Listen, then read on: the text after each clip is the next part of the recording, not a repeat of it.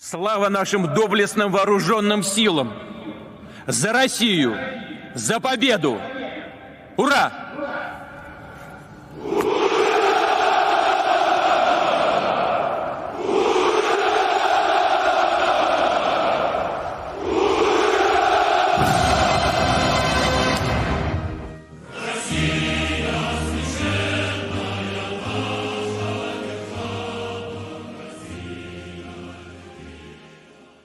It was only 8 days after Donald Trump was interviewed by Alex Jones on InfoWars that Alex's current and future associates at the time traveled to Moscow, Russia.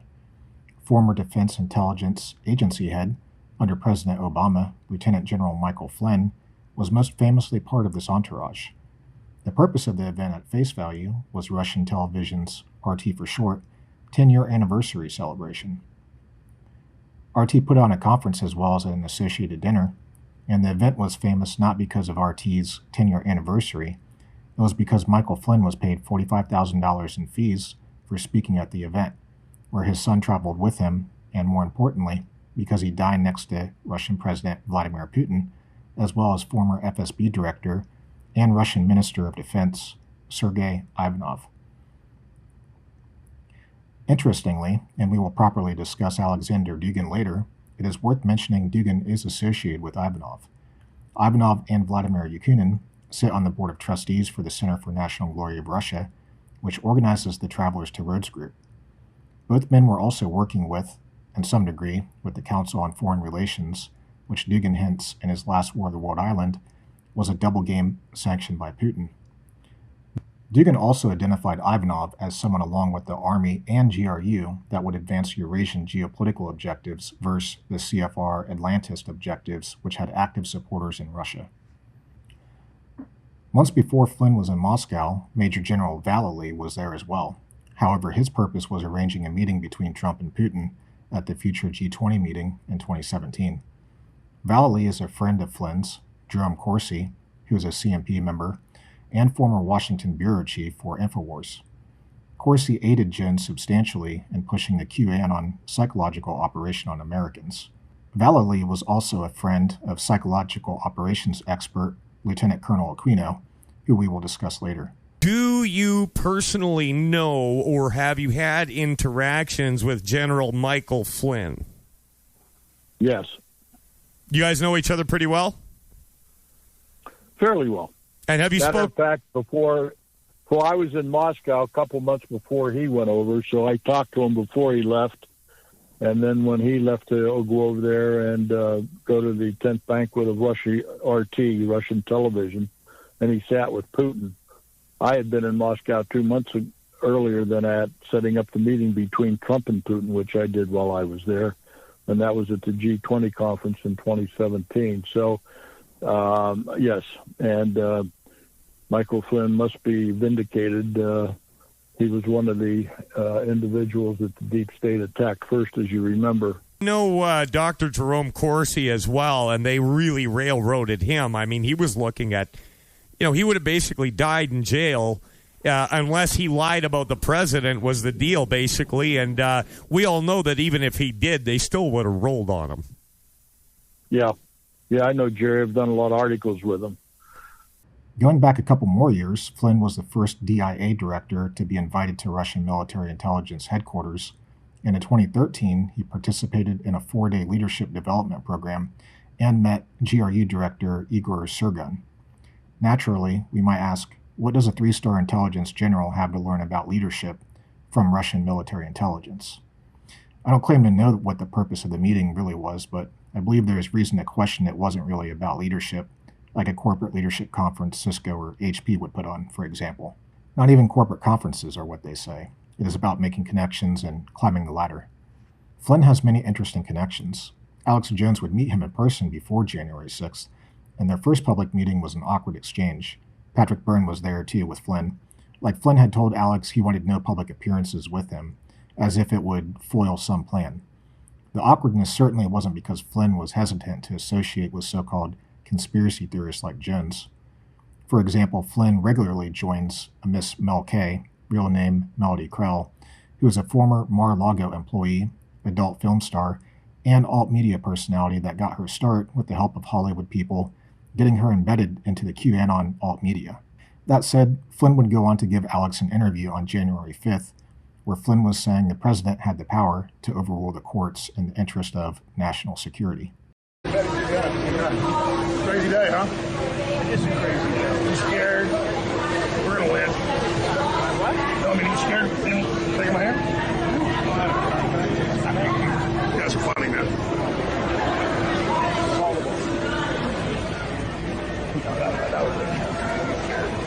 This is January 5th, the night of we're about to go into another one of these constitutional dates, January 6th tomorrow, and we still don't have an outcome for the. I have actually been part of taking over countries. Everybody in this country, everybody in the world knows that this election on the 3rd of November was a total ripoff.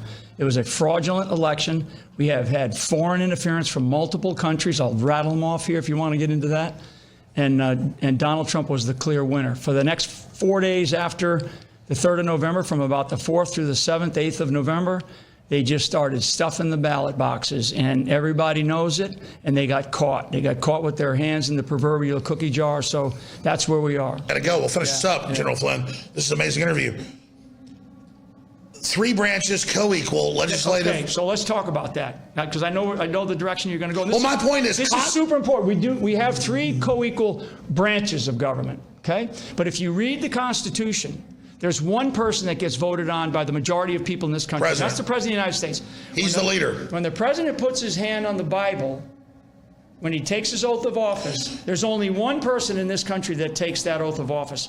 I've taken. No, I agree. It's not a unitary executive. The president has like 1% above it. The president of the United States. So you have 3 co-equal branches, but the president is actually he's not a branch. He is a person voted on by the majority of this country, and it's not by happenstance that the oath of office that the President of the United States takes, if you go back and you look at the Founding Fathers and the arguments that they had, actually, and for those that want to dig into it, it's Federalist Paper number 73. And you look at it as to why they chose those words. Because the President of the United States has a responsibility to protect the Constitution. Everybody else can scream about it. The courts can say, we're not going to do anything about it like the Supreme Court did. But the President has the responsibility, the duty, and the authority to act, and it's above the others because there's something called national security. Alex talked about Flynn much earlier than 2020. In 2017, during an interview with Dugan, Alex mentioned Flynn, saying Flynn said Russia wants to work with the United States. Even earlier, he was speaking with Michael Maloof about Flynn, where in the same interview, Maloof names Vallely as a contact. And Jones mentions the name Lieutenant General McInerney, which is an interesting tidbit because in the final days of the Trump presidency, Alex claimed something along the lines of he didn't know McInerney and derided him as an old, senile general. This was in the context of a viral video going around with McInerney claiming such things as special operations took Pelosi's laptop. Why would Jones say such things about McInerney when he knows of him? My guess is it had something to do with the plan to keep Trump in power collapsing and Alex lashing out at these old generals and their inability to carry out their plans Alex was in on. I have no solid proof of that. It's just an educated guess based on the research I've accumulated so far. And then we started working with Russia. We first reported it 4.5 years ago. People didn't believe it. Now it's mainstream news. And so General Flynn and others are saying Russia wants to work with us. They're not a threat. Let's destroy the EU. It's unelected. It's evil. Let's free Europe. Let's have a bunch of trade. Let's get China under control. And let's actually have real peace. Now, we'll still have our militaries. We'll still have issues. I'm sure we'll still have problems. But we're not going to try to conquer Russia or vice versa. This is ridiculous. The globalists are attacking all our countries, trying to make us all poor. Let's get them off our back. In September, General Thomas McInerney admitted the United States helped build ISIS as a result of the Obama administration's backing some of the wrong people. Go back to Iraq. And that's General Michael T. Flynn, another general, basically saying the same thing. At the same RT conference as Flynn was Charles Bousman. He was on a panel discussion titled InfoWars, Will There Be a Winner? Next up, we have Charles Bousman. He is from Russia Insider, and come up. Russia Insider, to put it lightly, Charles has basically dedicated his life to fighting misinformation, especially in terms of Russia and the US. And I think that will come up, of course, in the conversation we're about to have. Balzman founded the news website Russia Insider in 2014, the same year Russia invaded Ukraine's Crimea. At one point, he asked Putin oligarch and associate of Dugin, Alexander Malafy, for money. Balzman's Russia Insider publishes Dugin's articles, as well as InfoWars' Fourth Hour host Jay Dyer's articles via Balzman's Russia Faith website. Russia Insider also features Russian Foreign Intelligence-directed Strategic Culture Foundation articles. The U.S. State Department identified SCF as being tasked by SVR in an official report back in August 2020. A short aside on this, 21st Century Mind Wars has conducted independent research on SCF and found that InfoWars employees and hosts such as Alex Jones, Paul Joseph Watson, Greg Reese, and Jay Dyer had relationships with SCF, as well as other Russian intelligence-run disinformation news websites like globalresearch.ca. Alex, Paul, and Jay Dyer would distance themselves from these organizations. However, Greg Reese is still using SCF articles in his reports for InfoWars, and in one specific instance, over 500,000 Americans viewed a report he did on Putin with SCF material. That report focused on Oliver Stone's documentary on Putin, and interestingly, at the RT conference on the same panel as Balzman, was Stone business associate Peter Kuznick. And then we have Peter Kuznick. He, of course, together with filmmaker Oliver Stone, co-authored the Showtime documentary film series and a book also titled The Untold History of the United States. People of the West are being told that Putin is so bad that nuclear war is a reasonable option to get rid of him. And if you think this may be true, I urge you first to take the time to watch Oliver Stone's interview with Vladimir Putin and see for yourself if this one man is worth starting a war over. The mainstream talking point is that Vladimir Putin is a killer because he was in the KGB. But what they won't tell you is that he resigned from the KGB because he did not agree with their methods. He described communism as a blind alley, far away from the mainstream of civilization. He is a patriot of old Russia, the 1,000-year melting pot of many cultures, and for his entire leadership has sought peace with NATO. In 2012, the U.S. State Department openly meddled in Russia's elections, and in 2014, they orchestrated a violent overthrow of the Ukrainian government in plain view. Reporting for InfoWars, this is Greg Reese. Reese is using Russian foreign intelligence disinformation on Americans 2 years after the State Department report came out. 21st Century Mind Wars has contacted him about this and received no reply. We have also contacted the State Department as well and also received no reply. Other government agencies have been notified and no response as well.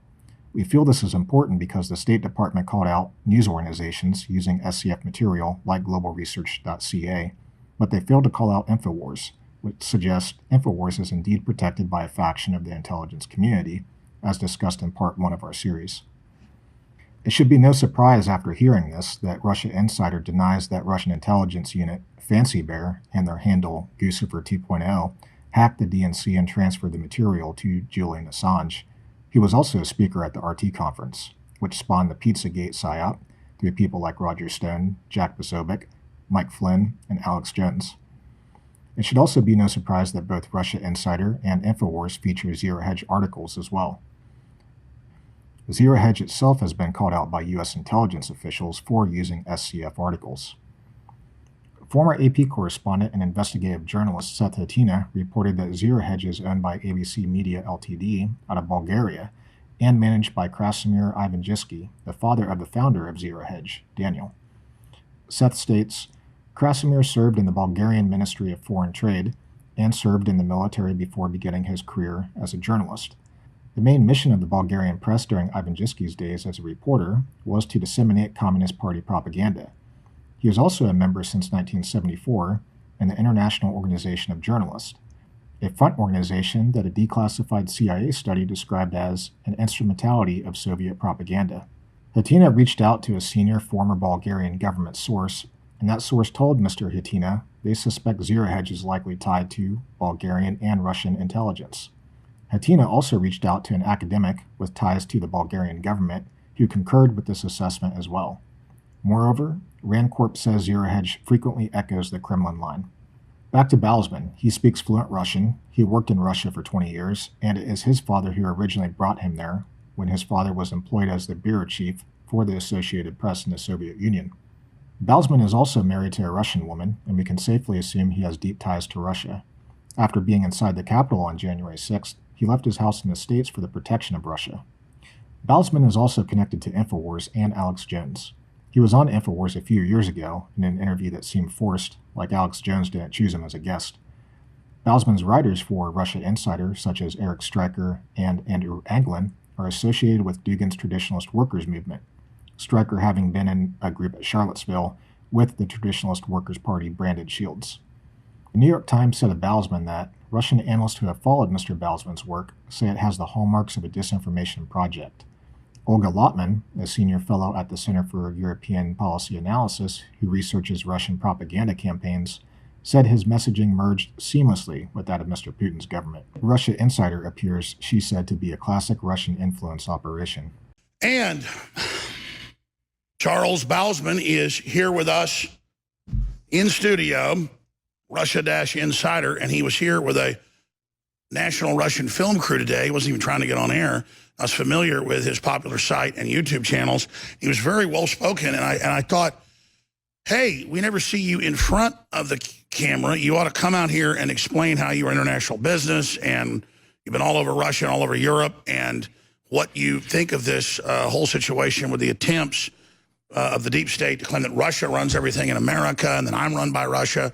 I think it's probably been 9 years since I've had a Russian film crew here. Again, the media tries to act like if you talk to a Russian, you must be an evil person. How crazy is that? Hillary was selling the Russians uranium and things, but part in Europe. I mean, describe why you have such a background, why you were in Russia. Okay. I lived in Russia as a child. My dad was a journalist there. He was the bureau chief for the Associated Press. That's the world's largest news agency. So it's all really interesting, yeah. Yeah, and so it's funny, you were a business guy, successful, went back to your dad's roots. Yeah. I guess I had the journalism bug in me somehow.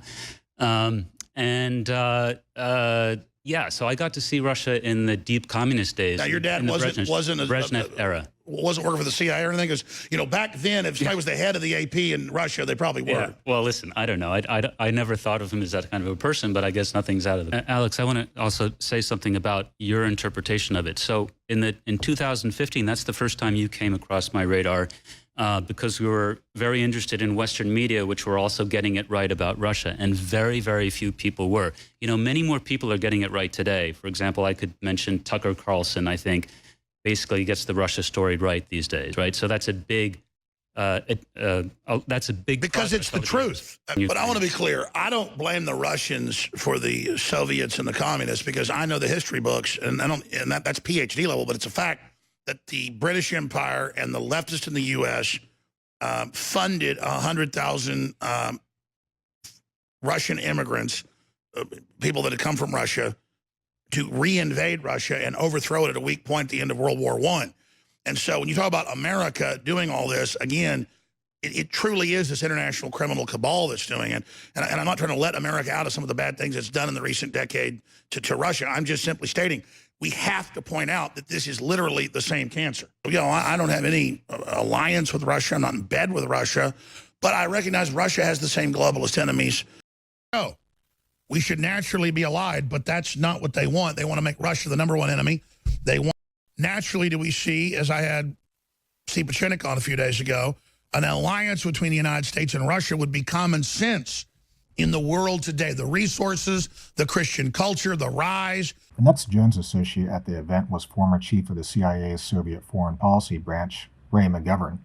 McGovern has been on the InfoWars program a dozen or so times. He is also an associate of Bosman via the World Russia Forum. McGovern helped create Veteran Intelligence Professionals for Sanity, or VIPS for short, which is filled with other retired CIA and NSA associates of Jones, like William Binney. McGovern's connections are very interesting, such as Unity 4J, and they will be covered more in another section. So far away a place with with no real relevance to the U.S. And Ray, just to interject again, former top CIA analyst Ronald Reagan and George Herbert Walker Bush joins us, a 35, 40-year veteran at the highest levels of global intelligence. Watching it that day with CNN announcing that Russia had just attacked Georgia for no reason, and reading the fine print that they had attacked Russian military bases in South Ossetia and Abkhazia and murdered them en masse, it shows the sheer insanity that our media went with that and said, yeah, let's send in NATO till the Russians threatened nuclear attacks on NATO bases, and then Cheney backed off. As it turned out, from the intel I had, correct me if I'm wrong, that the Georgian president had been basically, like Saddam was encouraged to go into Kuwait, quietly told, yeah, go ahead and do this, we've got your back. What were they thinking there, out of the blue, to just attack Russian military bases? Thank God it didn't escalate more. And then when I said, I'm glad the Russians are showing restraint pulling out of Georgia, they had all the neocons come out and claim, I'm a Russian agent. when literally both sides of my family came over on the Mayflower. I mean, that is how sick this has gotten. I'm a traitor. You're a traitor. You know, they said that about you because we don't want nuclear war, Ray. In addition to Flynn, Bossman, and McGovern, we also have another speaker at the event with interesting connections. That is Philip Giraldi, who is a former CIA officer and national security editor of the UNS Review. The UNS Review has Andrew Anglin and Eric Stryker as contributors, just like Russia Insider. It also has Dugin and Assange associate Israel Shamir as a contributor too. Shamir wrote for the same newspaper as Dugin called Den, which changed its name to Zavdra after the coup in '91. That August '91 coup was supported by Dugin and Den to prevent the dissolution of the Soviet Union. Giraldi is also a Dugin and Malouf associate via the Quds Force Iranian intelligence recruiting event called New Horizon. Giraldi, McGovern, and Julian Assange, whom our government says was working with Russian military intelligence via Fancy Bear and their Guccifer 2.0 persona, were all on the same panel discussion titled Security or Surveillance. The game for privacy is gone. It's gone. The mass surveillance is here to stay. The Anglo-American alliance is so pervasive in terms of mass surveillance of domestic and international telecommunications, that while some experts can achieve practical privacy for themselves for a limited number of operations, and terrorists are experts, that it's gone for the rest of the population. Going back to Flynn, during his Q&A session, which was after his discussion with RT host Sophie, he called on Alex's friend's wife, Stacey Herbert. Stacey's husband is Max Kaiser, and both co-hosted a program on RT together, which was canceled after Russia's latest Ukraine invasion. Kaiser is an associate of Putin, and he had relayed a simple message from Putin to Alex before. Kaiser tried at one point to fund Alex with 10,000 bitcoins, but Alex said he lost the computer with the bitcoins. After the 2022 Russia invasion sanctions, Kaiser deleted 1,500 pro-Russia tweets. I mentioned Stacey being called on by Flynn because I don't know if I can accept it as a coincidence. Flynn's public visit was portrayed as somewhat of a debate. Perhaps he really disagreed with the people there, or perhaps that was a show that was manufactured with the help of people like Stacey, who worked for RT. One more question. Let me back over here. Way in the back, way in the back. Every time Sophie asked you about Saudi Arabia, you kept on mentioning Iran and adding that in. How many Shia attacked us on 9/11, or how many Shia attacked us on the 7/7 bus bombings in London? How many Shia were involved in the Paris attacks? There seems a bit of dishonesty about how we treat the whole region, is that we keep on saying, oh, it's the Iranians causing ISIS and causing Libya and causing the disaster in Syria. It seems like, yes, there are obviously in Iraq. Again, I'm Alex Jones with InfoWars.com. Max Kaiser and his trustworthy sidekick are in the freezing. I guess it's got to be like 9, 10 o'clock at night in Moscow. They're out there in the freezing sleet with just gorgeous images of the Orthodox Russian architecture. They're in Red Square with the Kremlin and the Royal Palace in the background. Max Kaiser, thank you so much. Of course, MaxKaiser.com, investigative journalist, author, Bitcoin baron. Thank you so much for joining us, Max. Yeah, Alex, can you hear me? Just check on sound. Sounds good? Yes, sir, and the video is spectacular. Talk about science fiction. Fantastic video. Here we got Lenin's tomb right here. Right, and over this yellow orangey building here, that is the Kremlin, of course, and that would be where Putin has his office, right in that building, right up there that we're looking at above the wall there of the Kremlin. So on the other side of that wall is the Kremlin. You've got Stacy there. I believe that is, or I can't see her. Somebody else there. No, that's Stacy. Show the Oshunka. This is a Russian hat. Just got this. Beautiful. So now you're in Moscow. Well, tell us what's happening in Moscow, and then let's get into the world economy. You said it's a mixed bag. Vladimir Putin says to say hello, by the way. Did that really happen? Oh, yeah. He said, when you see Alex, tell him I said hello. That's crazy. Yeah. I better not go over there, though. I'm going to interview Putin this year. Really? Yeah, going over there. Now I am interested in this because I was told by the head of RT America before they even launched it, like 8-9 years ago. Putin's a big listener, and by the way, he likes how you play. We actually got reached out to years ago by some people, and I checked. It was like, yes, Putin wants to come on, but he wants to talk about hunting because you're from Texas. And I was just like, I noticed you like to go bare-chested now. Unbelievable. The White House got in touch with RT 2 years ago and said, do not have him back on anymore if you want to keep your license in this country. Really? Oh, yeah, that's what I was told. And they never had me back on, which I don't even care about. I mean, I think when I've been on with Max Kaiser, that can still get on. Concluding part 2 of our series and recapping a bit, the picture is beginning to emerge that the ecosystem associated with InfoWars is clearly working against the Anglo-American geopolitical objectives. The media largely missed the greater story around the RT 10-year anniversary event, hyper-focusing on Flynn and neglecting the others there and their connections. In part 1, we learned a faction of the military and intelligence community was using InfoWars as a spearhead in a war against the Anglo-American establishment. One of the generals mentioned as aiding this agenda was close with individuals working with a prominent KGB general. Flynn was also connected to Vallely. He was in Russia working on getting Putin and Trump together. Vallely also comes from a psychological operations background and famously co-authored the Mind War paper with Lieutenant Colonel Aquino, who was an admitted Satanist and rumored to be in contact with QAnon forum owner Mr. Watkins, as reported by investigative journalist Dave Troy. Vallely was also connected to McInerney, who called for martial law with Vallely. Vallely would also pin an article to Russia Beyond saying Trump wouldn't take a confrontational approach to Russia. Ray McGovern used his voice to defend Julian Assange, who with Russian military intelligence helped release the hacked DNC data.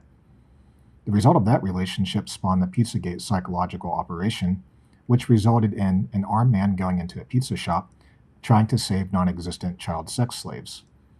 The Victim Impact Assessment report mentioned InfoWars, yet the PSYOP perpetrators remained free and unpunished. Giraldi also defended Assange, writing for Russia Insider that the GRU didn't hack the DNC. Balzman republishes McGovern, Dugan, Giraldi, Jones, Dyer, and others because they all support Russia's geopolitics. Giraldi with Malouf both attend the New Horizon event in Iran, which our DOJ has warned about being an Iranian intelligence recruiting event. They do this because Dugan states Russia's goal is to include Iran in a Eurasian alliance to get access to warm water ports. Stacy Kaiser also defended Iran at the RT conference in congruence with this goal, and both her and Max Kaiser are connected to InfoWars. There are more relationships to explore here, and those will be covered in a future installment. The important point is, Alex Jones and his associates have made it clear they are fighting the globalists, and Russia has the same enemy as they do. Less often do we hear who the globalists are, but Jones said in the 2008 RT interview, they are the Anglo-American establishment, just like Assange says. They won't quite say the United States is the enemy because that would be treason, and they know how to walk a fine line. But in the world of geopolitics, where the game is admittedly zero-sum, as mentioned by Dugan and Brzezinski, you are either supporting the Western powers or the Eastern powers, the former dominated by the United States, and the latter by Russia and China. A loss by one is a gain by another.